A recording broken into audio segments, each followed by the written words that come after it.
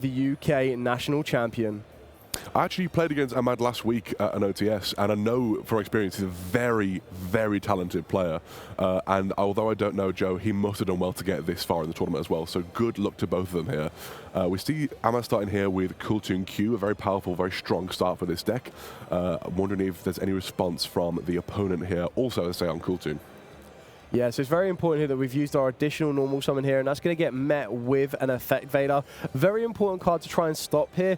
It doesn't stop its effect to be able to synchro summon from hand, which is exactly what we're about to see Ahmad do here, but it does stop that special summon of another cool tune name directly from the deck. Or technically any tuner from the deck, but you kind of want to be going for the Rico or the Mix or sometimes Rotary. More or less, yeah.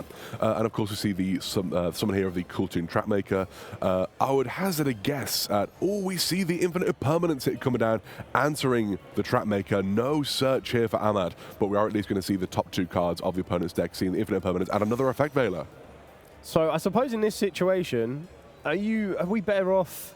Oh, we're banishing the Vader. Are we going to top deck the Imperm or bottom deck it? I'd imagine give it to your opponent because they can't do much with it at this point, you know? Yeah. Completely agree. Has Ahmad got any more answers? We know we've got the Cool Tune Rotary in the hand. We still have our original normal summon as well. It just kind of comes down to if there is another Cool Tune name or access to another Cool Tune name in Ahmad's hand in order to kind of enter the field of play to give Joe a little bit more to think about as he tries to build his field in response. Excited to see here how Ahmad does play here. It might truly, I think I see some spell cards in hand. It does seem to be a pass turn though. Might be wrong on what I saw there. Oh, no, it's not. Sorry, might have just been talking to his opponent. Revealing it's for the extra normal summon by the looks of things. No, so we've already done the extra normal summon. That was the normal summon of Rotary. It looks like we're going to be synchro summoning into another Cool Tune Trackmaker. At the very least, getting the knowledge of the opponent's hand, even if nothing else. We get the access to the Cool Tune Secret if this resolves. It's a sacrifice for the Ash Blossom, but we're about to reveal a Rotary, a Fallen of the Virtues, and a JJ Cool Tune. Not a bad hand. Not a mind you, no, there's no, no, they're going to draw into an Infinite Impermanence. That's you know what? No, tricky spot for Joe, I think, actually. Yeah, not ideal what you want to be seeing here. So we're going to be able to see Ahmad respond with a Cool Tune Synchro. I feel that that's probably... Oh, we're going for the JJ Cool Tune instead. Or we're just going to swap around one of our trap makers, and that'll work us into a Rico or a Mix. I suppose that is a bit more free now that you know your opponent doesn't have any more interactions. Exactly. Ahmad knows he can play freely here, and like you say, tributing off one of these trap makers, I assume to go for, like you say, one of the maybe Mix or Rico here to see if we can go for one of those powerful synchros. Now the question is, do we go for the remix? Do we go for the RS, or do we just try and go for something like Azalin here? We have to wait and see how it goes. Yeah, I feel that, me personally, maybe we don't need to worry about RS. Maybe we just, or maybe we get both, but a remix could be quite useful here, right? Because it doesn't fear the Fallen and the Virtuous. Exactly. Infinite Impermanence might be, but then you just chain the remix, whereas an Infinite Impermanence will trade off with the RS straight away. 100%, yeah. No, I think you're right. I think a remix here is probably the way to go. Opens up a lot more possibilities for Ahmad here, I believe. Also lets you get that Ash Blossom back for the JJ Cool Tune, I suppose. Of course, yeah. That could be quite big. I did play this deck a little bit before Christmas, and I always forgot that you could do that. It's a very powerful interaction that you can do when playing this deck, is grab those hand interactions that you've used already back into your hand. Even something I believe like Vidrolus Harmonia you can do that with. It's really incredible power of this deck. Yeah, very, very good for its consistency plays as well. So we're going to see the reason why Ahmad is here in the top seat right now with a 13-1 record. Joe getting in top with an 11-3 record here. So we're going to get the remix. We're going to get one card set. And then we're going to be passing over to Joe to draw what we amazingly know is being the Infinite Impermanence and see where we're going to be able to try and work on from here. Seeing how Joe plays at this turn is going to be very interesting. It's I don't know how much he really has in terms of potential power here. Honestly, it's going to be tricky because the remix does sort of just answer anything. It's a difficult situation for Joe, unfortunately. Is it unwinnable? It depends how Ahmad plays it, I suppose, but it's a tricky situation indeed. Well, both duelists have already gone through 14 rounds of Swiss, so they've never... I'll be amazed if they haven't seen or been in situations like this before. Absolutely. They're going to be working incredibly hard to see where we can get from this one and then kind of build on from there. Going straight for the Typhon here. Interesting. Now, again, we do still have the remix on the field, and that can answer the Typhon by simply summoning the RS if he wants to, but I think that might be what's going to happen here. I could be wrong. I thought I saw it go into the graveyard there. I know, just go follow the Virtuous. Sorry, I didn't even see that. And that still, in and of itself, will answer the Typhon and leave Ahmad free to play, I believe, in the following turn. Yeah, it'll be very interesting to see what Joe does here. We still have the Fallen Virtuous ourselves, so we're going to chain a Fallen Virtuous. I suppose you set yourself up with a Fallen Virtuous for during your opponent's turn and remove one of the monsters on the field. I kind of feel like you have to go for Track Maker here, right? Because otherwise, unless you want to force the remix, or you get rid of the JJ Call Tune, could be quite useful here as well. That kind of mitigates Ahmad's resources later on, but I feel even with the remix removing itself from the field, gaining back the advantage on one of the Call Tunes from the graveyard back to the field, and then grabbing a possibly Ash Blossom maybe from the graveyard back to the hand. Sounds about right, to be fair. I wouldn't disagree with your analysis there at all, my friend Dale. I'm interested actually, because obviously we see these deck lists. I'm quite interested to see what the individualities between them are. It looks as though the main decks are sort of fairly uniform and quite what we've come to expect. And obviously it's the extra and the side decks, which is where you're going to see a bit more expression here, which is quite exciting. Yeah, there's some very interesting tech choices that a lot of duelists have chosen to add to their deck for particular matchups like this. As we mentioned throughout the entire weekend so far, that Call Tunes is the highest represented deck around. It's definitely already got kind of people starting to look at different tech options. So we've seen Discord, is it Discord, the trap card? I believe so, yeah. A lot of people have been considering playing, and kind of cards like on those same ilk. So some duelists have decided to put those in their side decks. Some have decided not to and kind of focus more so on the more well-rounded cards like Solemn Accusations, Solemn Warnings, and Solemn Judgment sometimes. But it looks like we are moving to the end phase, resolving the Fallen and the Virtuous. That is going to allow us to get access to both players having Fallen and Virtuous here. Indeed. It does give Joe some form of disruption. But I feel that JJ Call Tune on the field is probably what's going to be targeted by Joe's second Fallen Virtuous during Ahmad's turn. And Ahmad is now just going to try and get a bit more resource here to probably push in and take this on to game number 2. Seeing that top deck here could honestly be anything, of course, but even the situation that he's in, even removing this here, is maybe not going to be enough to deal with what is already on Ahmad's field and in Ahmad's hand. Just being able to normal summon. I believe he added one of the Cool Tune monsters back to hand. I could be wrong. Yeah, I would like to think that Ahmad has a monster in hand. It depends on which one was added back, because if you add back Rico, it doesn't really add anything for you. It can't synchro into a level 5. There's not a level 5 that's of use to you right now, because Crackle specifically needs you to utilize Clip. And even then, some duelists are choosing to cut the Clip. But we're having a look now. We've got the Fallen Virtuous, but the only card you can target will be your own, because it's the only one face up on the field. Is there a play to come from Ahmad here? Or maybe he might have got a hand interaction, and that's a hand interaction you probably don't want to lose. Unless you want to go to Zarlin, I guess. Couldn't be the worst idea. Yeah, absolutely. Wouldn't be a bad idea at all, being able to, even if you have to chain your own Fallen Virtuous to any sand face-up card that's not doing anything, or even just your own Zarlin, it's going to be able to negate something at the very least. We do see a synchro summoning happening here with that clip. It was the clip. Are we going straight into Crackle? Going for the loudness war, I believe, here. Which, hey, just a monster to sit on your field at the end of the turn, nothing to sniff at. A very powerful monster in and of itself. Yeah, I think Loudness was always quite interesting, because it really does come to light during the mirror match, because that's the only match you can guarantee that there will be a tuner in your opponent's graveyard. Yes, of course, you have the Ash Blossoms and the Ghost Spells, but if they don't get seen by your opponent, they're never going to be in the graveyard. So all Ahmad needs to do here is get either a second JJ Call Tune or get the JJ Call Tune back from the graveyard by somehow, and then that gets activated on the field, and then straight away the Loudness Ward becomes a 3k defender to becoming a 3k attacker. We do see a banishing of the Trapmaker from Joe's deck here, and then a normal summon of the Mix, which this is a lot already. This is going to be a lot of interaction and a lot of power here. Not entirely sure if it will be enough to go for game, but at the very least, it's going to be a powerful field for Joe to have to play into with limited resources here. Yeah, so if you're in Ahmad's shoes right now, do you go for the Rico into RS, or do you go into another remix? How many we play? Yeah, we're playing 2 remixes. I think we do still have the Infinite Impermanence in Joe's hand as well, unless I'm very much mistaken. Correct. Which I think was just sent back to his hand by Ahmad, if I'm not wrong. So yeah, we are going for another asynchronous summon here as well, which could be either the RS or the Rico. We go for the RS here. No, sorry, that's Rico. Remix. Apologies. Remix. Yeah. I know what I mean. Yeah, we got you. Don't worry. So we're going for the remix. We're going to get a little bit of damage here. So Ahmad is definitely playing the patient play on this one here, because playing around that infinite impermanence, at first, definitely the right idea to top deck that infinite impermanence for his opponent. But now we're starting to see him as a bit more of resistance than previously first thought. Yeah, now that Joe has forced somewhat of a grind game here, it's actually those one-to-one interactions are impactful enough to make that matter. But we do see Ahmad going for the remix here straight away. I think that was 3,000 damage dealt by the battle there, unless I'm much mistaken, because there should be a tuner in Joe's graveyard. I could be wrong on that. I need to remind myself on that. But we do see the summon here of the Rico and the add back to hand of, I think that was the clip. Correct, yeah. So we've added clip and we've got the Rico on the field.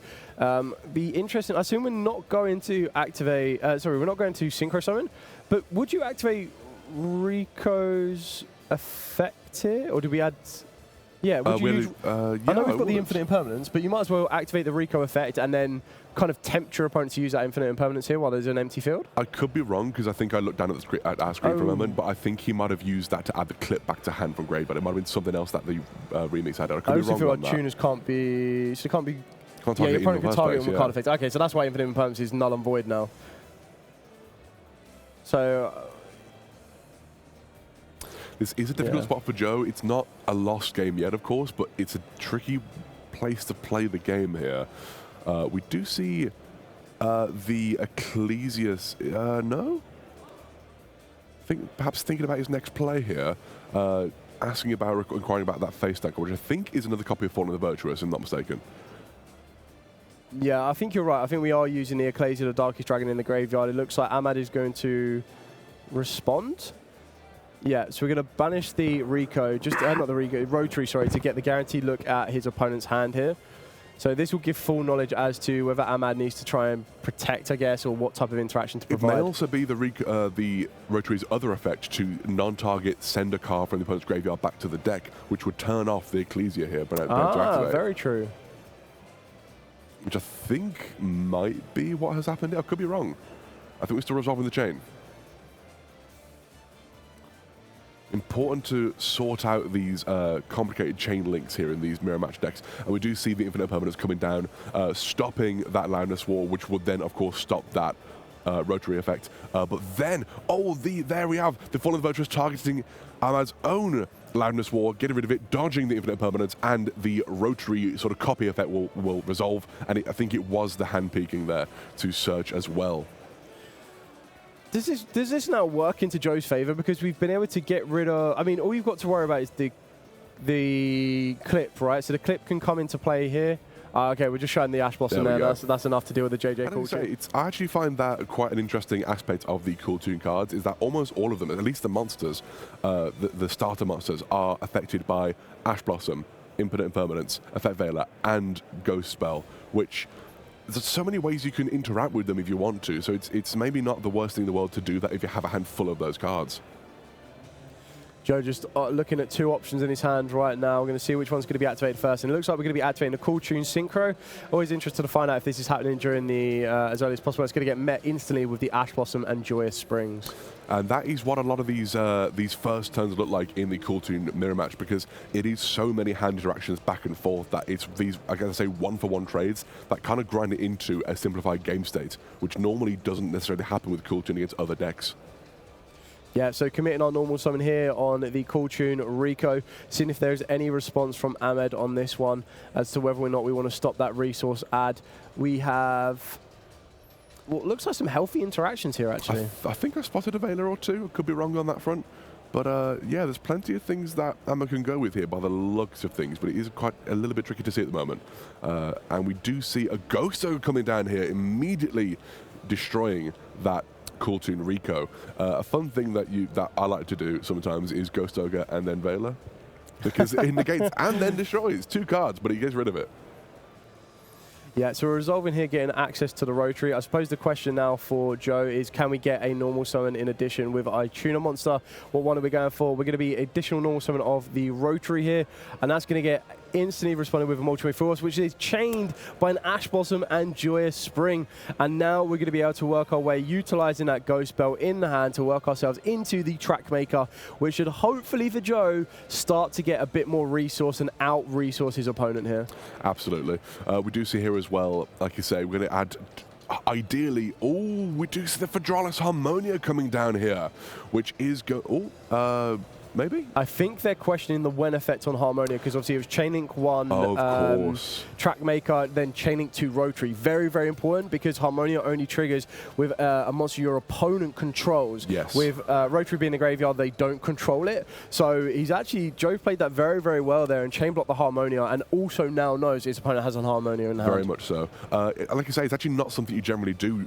I think normally you go chaining the other way around with the chain links to protect the Rotary there. But knowing that the Ash Blossom has already been used here from Ahmad's side of things, we are just going to go the other way around. And we do know Ahmad's full hand here now as well. We know that there is the Phadralis Harmonia in hand, no starters, and just a whole lot of interaction, which has been very, I'd say quite skillfully here by Joe played through as well.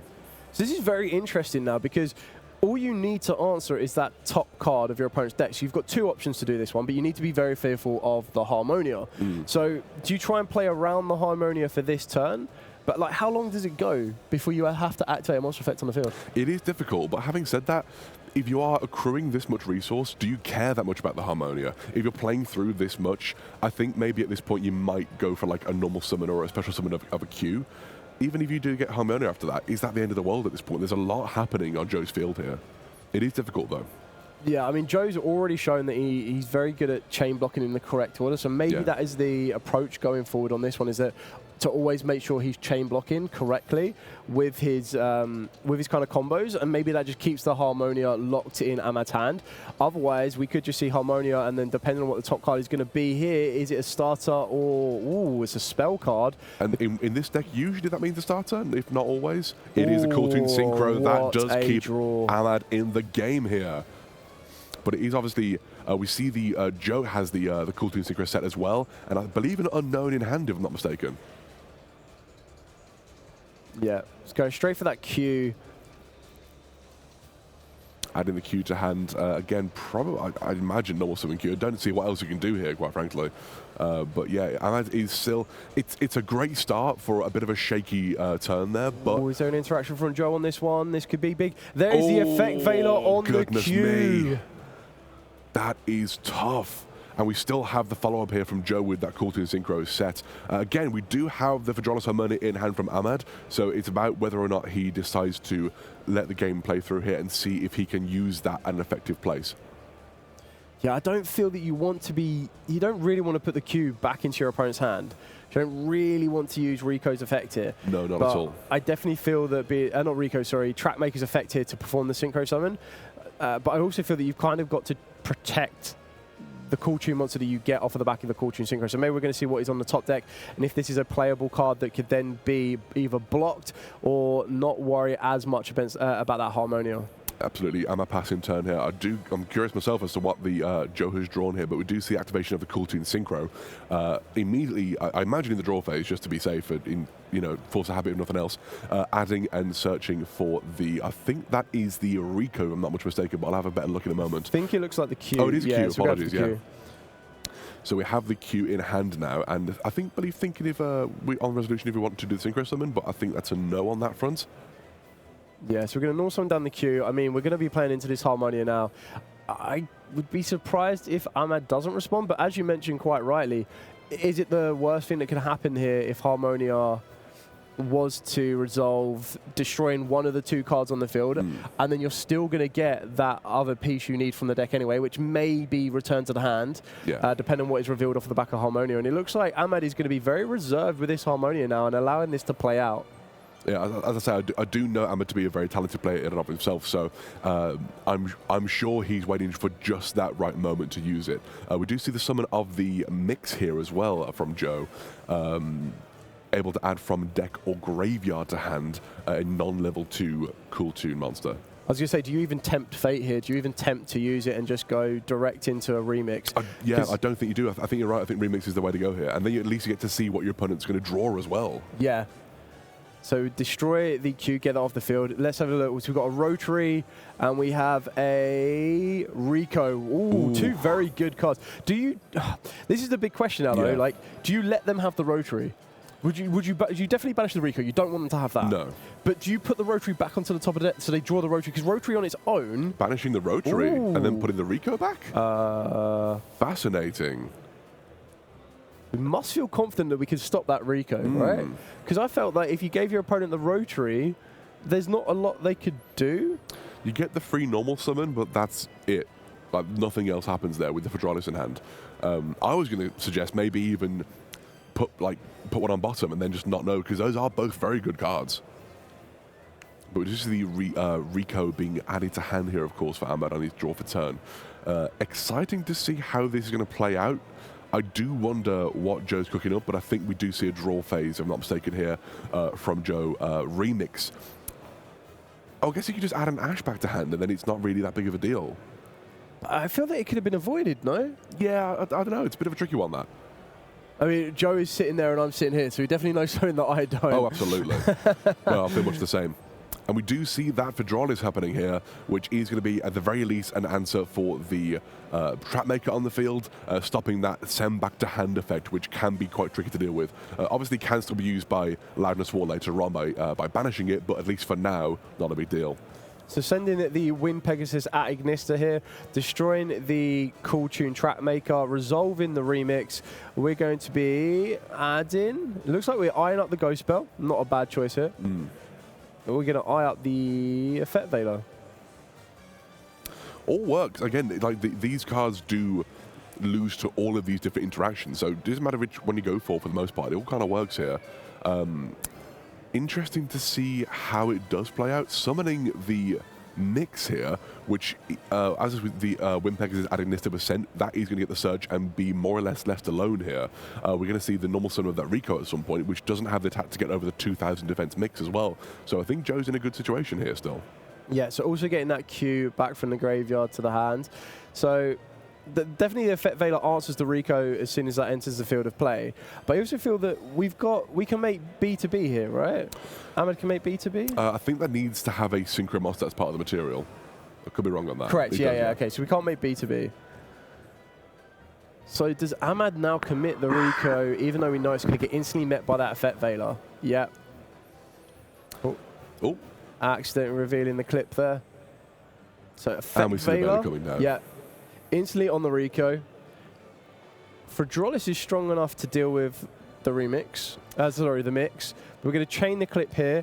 Looks like we're going to be utilising both of those. And Ahmad is just going to scoop it up here because I think with a semi-smile on their face, but the other one will be massively grinning from ear to ear as they move to the top four. Yet both duelists have done the tournament incredibly proud here. Absolutely. Making it to day 2, even on it itself, is a fantastic achievement. To then play through the next round of Swiss, day 2, 9 rounds day 1, 5 rounds day 2, and then make it to the top 8 cut. These duelists must be absolutely exhausted, and they're still playing truly stellar games of Yu-Gi-Oh! Here. Yep, staying switched on here. Oh, Ahmad setting 2. Maybe a little bit too much side in, and we're going to be moving straight over to Joe here. Ah, that's unfortunate. Maybe this is enough, I don't know. About to see Joe start off with Synchro Overtake. Is this going to get met with a response? Is this worth a solemn accusation? No, it's going to get met with an Ash Blossom anyway. Ash Blossom, plenty enough. Yeah, also another one of those cards that can be met by Ghost Spell as well. Triple Tactics Talents. I feel you have to react here. You simply have to. This is tough if you don't do something here. Crossout Designator. These battle of the one-offs back and forth here. Crossout Designator going to be, I assume, banishing Triple Tactic Talent here. There we go. Hey, you never know. No, I completely agree. When we mentioned Crossout Designator in the slide deck, I was thinking that this is amazing. It's like a second call by the grave here. Yeah. But being able to utilize and facilitate against the Triple Tactic Talents is also pretty massive. Is there a starter in Joe's hand that can allow him to set up some field presence? And there is going to be the best starter. And is that going to get instantly met here by Ahmad, or is this going to be able to resolve? I don't know what we're going to see here. We do see the solemn warnings. I think it's only the warnings that could answer this.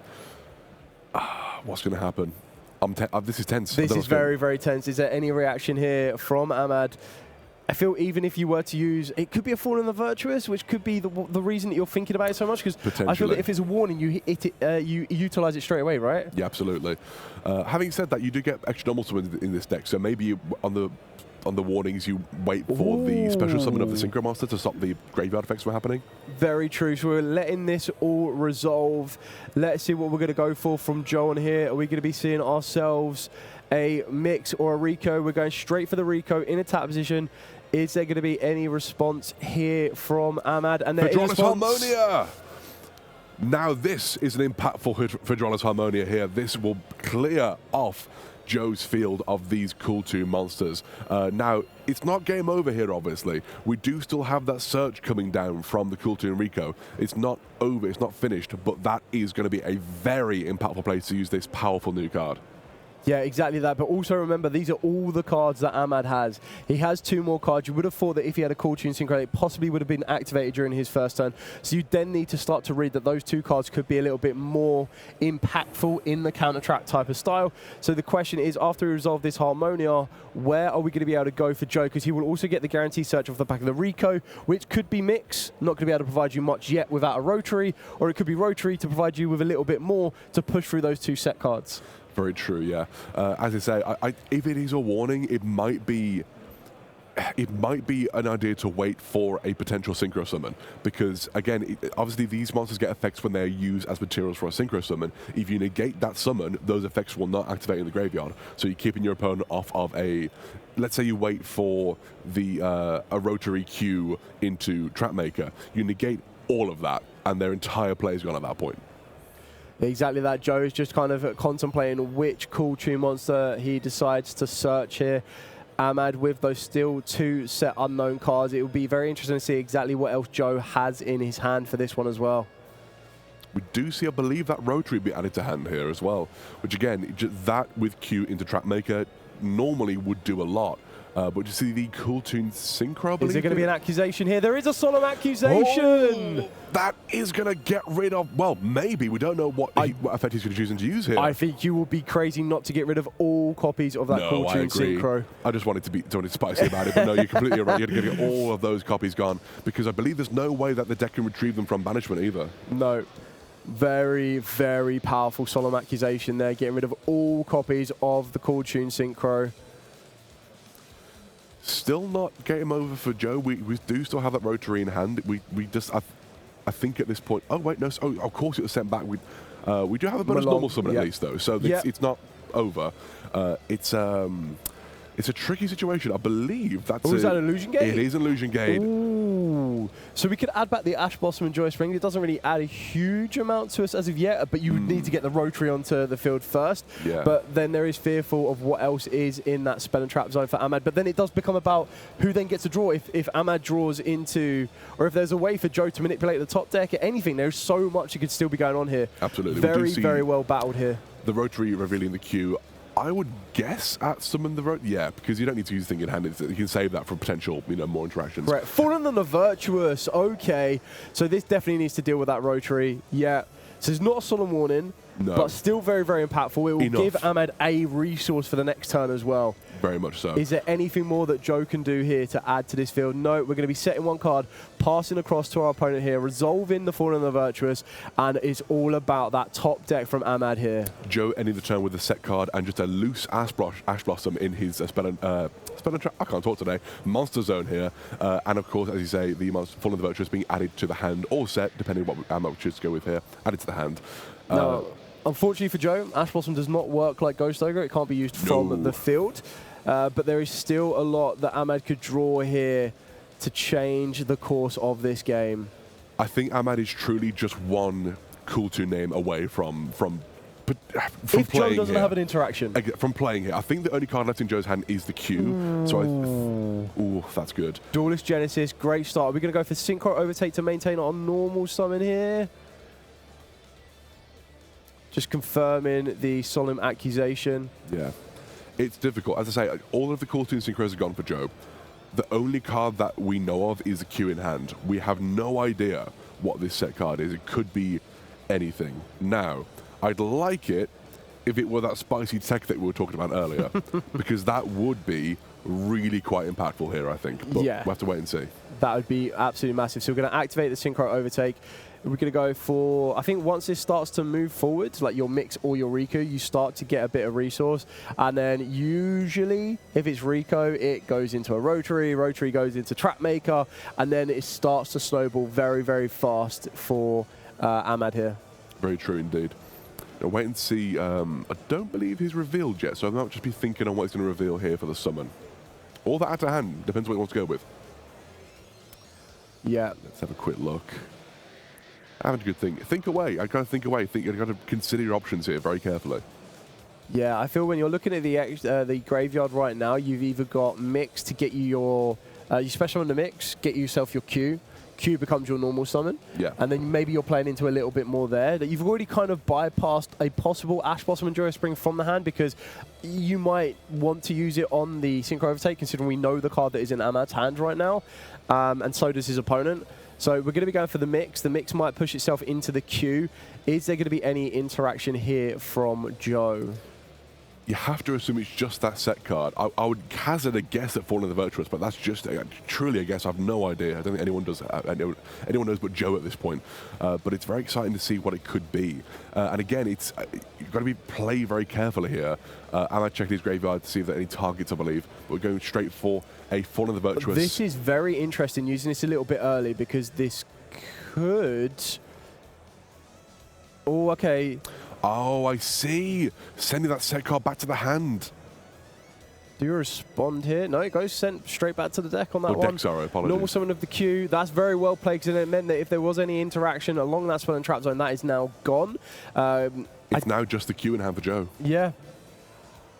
I think this is now going to snowball very, very fast. Rico's probably going to grab hold of that rotary, which is exactly what it's done here. We're going to synchro summon into the trap maker. And there's the fist bump. Only 4